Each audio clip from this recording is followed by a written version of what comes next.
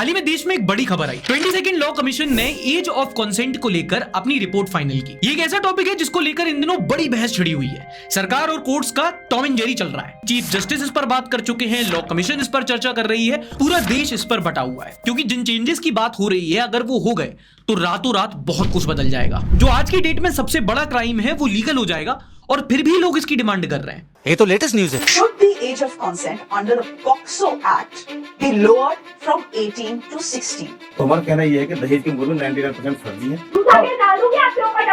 मेरे खिलाफ झूठा दहेज फरोशी का केस डाला। career, my job, even everything I've lost. In my time as a judge, I've observed that this category of cases poses difficult questions for judges across the spectrum.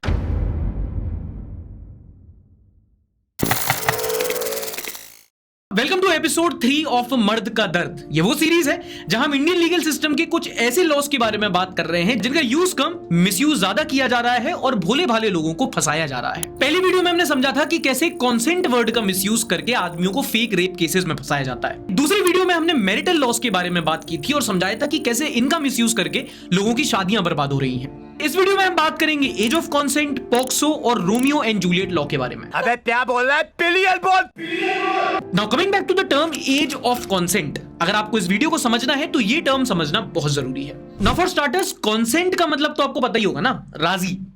बे आलिया भट्ट वाली नहीं यार, मतलब कि सहमति। अगर आप किसी महिला के साथ डब करना चाहते हो तो उसकी भी इच्छा होनी चाहिए, उसका कॉन्सेंट होना चाहिए आपके पास। अगर है तो जबरदस्त, और अगर नहीं है तो वो जबरदस्ती कहलाएगी। अब ये कॉन्सेंट देने की भी एक एज होती है जो हमारे देश में 18 साल मानी गई है ना, जो कि काफी स्टैंडर्ड है। अगर कोई 18 साल से कम है तो वो है नाबालिग। मतलब बिग बॉस को छोड़े तो कहीं वोट नहीं दे सकते, क्राइम कर दिया तो जुवेनाइल कोर्ट भेजा जाएगा, गाड़ी अगर ठोक दी तो उसका तो कुछ नहीं, उसके बाप को पकड़ा जाएगा, और अगर चोरी की तो कुटाई होगी। कितने भी साल के हो, चोरी करते पकड़े गए तो पिटोगे।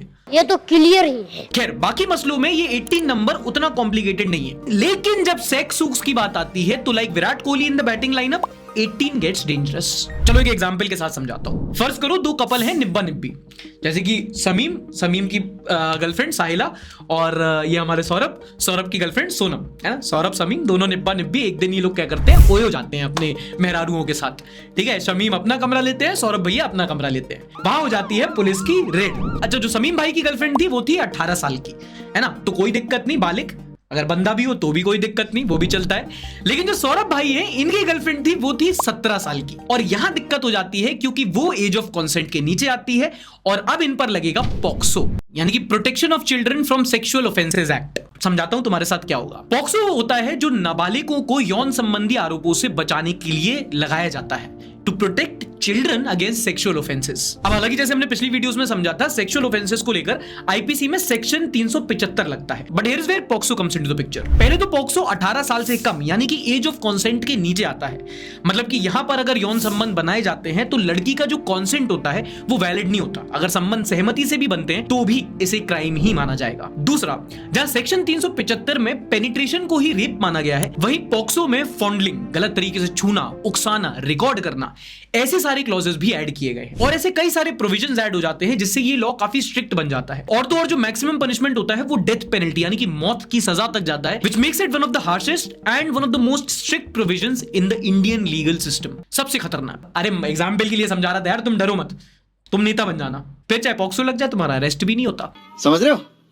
समझ रहे हो आप? अच्छा, इससे पहले आगे बढ़े, आपको पॉक्सो की हिस्ट्री और उसका कॉन्टेक्स्ट समझना बहुत जरूरी है। उसके लिए एक बार फिर से आपको 2023 से 2012 की तरफ चलना पड़ेगा, और इस टाइम पे हुआ था निर्भया केस, जहां पर सेक्सुअल क्राइम्स रिलेटेड कई सारे नए लॉज लाए गए थे, और तभी लाया गया था पॉक्सो। उसके पहले चाइल्ड सेक्सुअल ऑफेंसेस को लेकर कोई खास कानून नहीं था हमारे देश में, जबकि ये बहुत बड़ी प्रॉब्लम थी। क्राइम अगेंस्ट वुमेन से भी ज्यादा अगर किसी चीज की खराब कंडीशन थी तो वो थी क्राइम अगेंस्ट चिल्ड्रन की, क्योंकि बच्चे ना थोड़ा इजी टारगेट होते हैं, उनको सब चीज की इतनी समझ नहीं होती। तो छोटे छोटे बच्चों के साथ, छोटी छोटी बच्चियों के साथ चॉकलेट के लालच में, बाहर घुमाने के लालच में कुछ लोग उनके साथ गलत काम करते थे, और कई केसेस में तो आरोपी इन बच्चों के पड़ोसी या रिलेटिव ही पाए जाते थे। तो जब 2012 में निर्भया कांड हुआ और देश भर में आक्रोश जागा, तो बहुत जरूरी था कि कोई एक ऐसा कानून लाना जिससे ऐसे केसेस में सख्त से सख्त सजा दी जाए, और तब लाया गया था पॉक्सो। और ये पिछले 10 सालों में काफी कारगर रहा है। कई सारे ऐसे केसेस हैं जिनमें पीडोफाइल्स होते हैं जो बच्चों को टारगेट करते हैं, उनको बुक किया गया है, उनको सजा दी गई है और आज की डेट में क्रिमिनल्स खौफ खाते हैं इस वाले एक्ट से। तो इसमें कोई डाउट नहीं है कि पॉक्सो एक बहुत ही इंपॉर्टेंट और बहुत ही इफेक्टिव लॉ है हमारे देश में। अच्छा, एक और रीजन जिसकी वजह से पॉक्सो एक काफी अच्छा कदम है, अगर आपने पिछली वाली वीडियोस देखी हैं तो आप ये समझोगे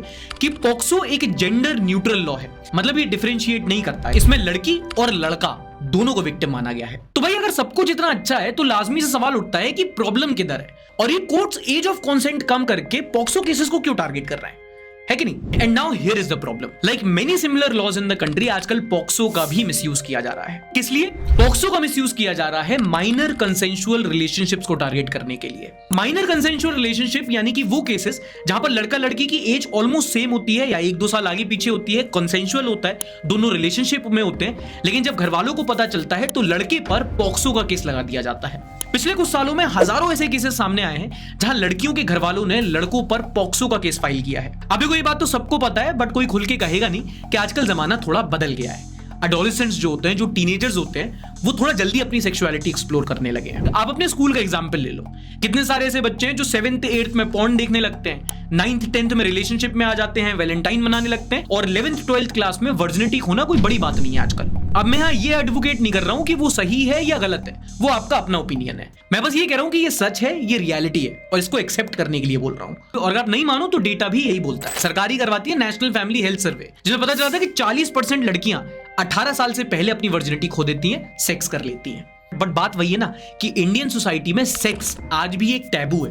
तो जब लड़की के घर वालों को पता चलता है कि भाई हमारी लड़की किसी लड़के के साथ अफेयर चल रहा है और उसने सेक्स किया है, वो लड़की में 2 चांटे बजाते हैं और लड़की पर केस कर देते हैं, भले ही रिलेशनशिप कंसेंशुअल हो। अच्छा, वीडियो अच्छी लग रही हो तो एक बार लाइक कर देना। और मैं यहाँ पे क्लैरिफाई कर देना चाहता हूं कि ये जो ज्यादातर केसेस होते हैं फेक पॉक्सो केसेस के, ये उन केसेस में सामने आता है जहां लड़की की उम्र 16 से लेकर 18 साल के बीच में। ज्यादातर कुछ एग्जाम्पल्स के थ्रू बताता हूं। मद्रास हाईकोर्ट में एक केस सामने आया था जहां एक लड़के पर किडनैपिंग और पॉक्सो का केस लगा था। बाद में जब इन्वेस्टिगेशन हुई तो पता चला कि लड़का लड़की दोनों स्कूल फ्रेंड थे, रिलेशनशिप में थे और दोनों घर से भाग गए थे और बाद में 6 महीने से एक साथ ही रह रहे थे। चेन्नई का एक केस सुनो, 8th क्लास में पढ़ने वाले 4 लड़कों पर पॉक्सो लगा हुआ था। सबकी उम्र थी 13 से लेकर 14 साल। बाद में पता चला कि जिस लड़की के साथ सब कुछ इन लोगों ने किया था वो भी इस सब में शामिल थी। और यहीं पे समझ में आता है कि हमारे देश में सेक्स एजुकेशन कितना जरूरी है। और भी आपको हजारों केसेस ऐसे मिल जाएंगे जहां लड़का लड़की कंसेंशुअल रिलेशनशिप में होते हैं, घर वालों को पता चलता है तो लड़के पर पॉक्सो लगा दिया जाता है। बॉम्बे हाईकोर्ट का एक और केस सुनो, यहां पर एक लड़का 2 साल से जेल में सड़ रहा था क्योंकि उस पर किडनैपिंग और पॉक्सो का केस लगा हुआ था।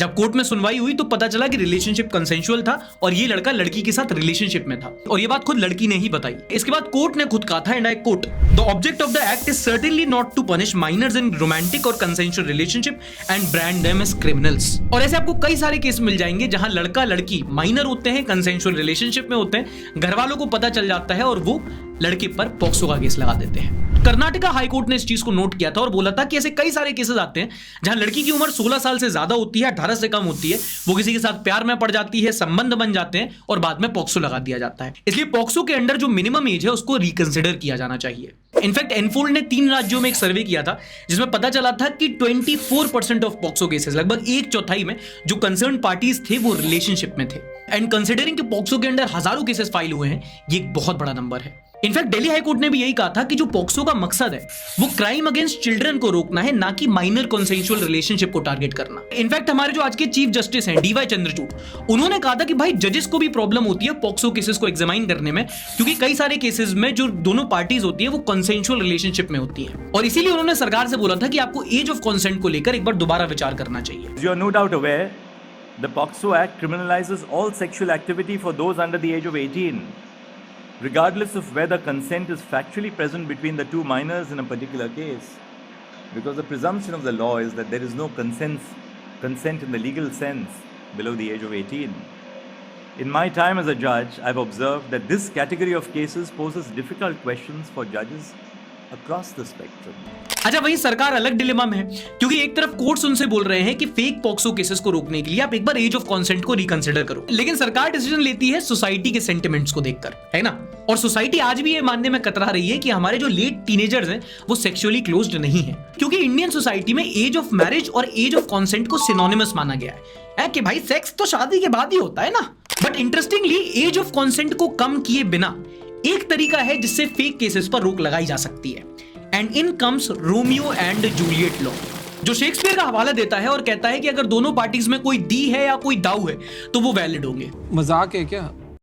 देखो, Romeo and Juliet law child sexual offences को टैकल करने और माइनर कंसेंशुअल रिलेशनशिप्स को प्रोटेक्ट करने का एक मिड वे सॉल्यूशन है। क्योंकि ये तो हम जान चुके हैं कि जो ज्यादातर झूठे आरोप लगाए जाते हैं वो 16 से लेकर 18 साल की जो लड़कियां होती हैं उनके केसेस में लगाए जाते हैं। होता है ना, लड़का लड़की स्कूल कॉलेजेस में है, जुम्मा जुम्मा वाला प्यार है, कंसेंशुअल रिलेशनशिप होता है, संबंध बनते हैं, कुछ केसेस में तो लड़की प्रेग्नेंट भी हो जाती है। और जब इस सब के बारे में लड़की के घर वालों को पता चलता है तो भाई कोहराम मच जाता है। लड़की को 2 शॉट मारे जाते हैं, घर पर बिठाया जाता है और लड़के के खिलाफ पॉक्सो लगाया जाता है। You found out that your 16-year-old or 17-year-old daughter has fallen in love and eloped with someone.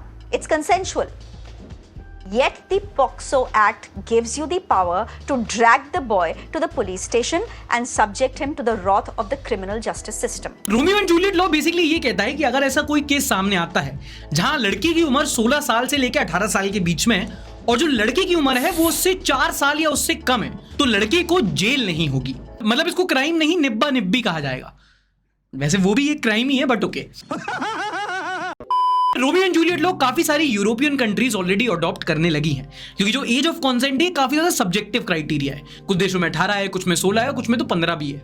और ये जो उम्र की लड़कियां होती हैं ये एडोलेसेंस और प्यूबर्टी पार कर चुकी होती हैं और ये अपने क्लासमेट्स को या अपने 1 साल या 2 साल सीनियर को ही डेट करती हैं जो खुद एक माइनर होता है। और यही होता है एक माइनर कंसेंशुअल रिलेशनशिप जिसको Romeo and Juliet law protect करने की बात कहता है। आपको क्या लगता है, बाकी देशों की तरह इंडिया में भी क्या अब रोमियो एंड जूलियट लॉ आना चाहिए और क्या इससे फेक पॉक्सो केसेस में रुकावट आएगी? नीचे कमेंट सेक्शन में #रोमियो एंड जूलियट लॉ लिखकर कमेंट कर सकते हैं। ये था आज का वीडियो, उम्मीद करता हूं आपको पसंद आया होगा। अगर आपको इस सीरीज की बाकी सारी वीडियो देखनी है तो आप यहां पर क्लिक करके वो वीडियोस देख सकते हैं। अगर आपको लगता है ये टॉपिक इंटरेस्टिंग है और उसके बारे में चर्चा होनी चाहिए तो इसको वीडियो को अपने दोस्तों के साथ अपने व्हाट्सएप पर, इंस्टाग्राम स्टोरीज पर एक बार शेयर जरूर कीजिएगा। मैं मिलूंगा आपसे अगली वीडियो में, तब तक के लिए धन्यवाद।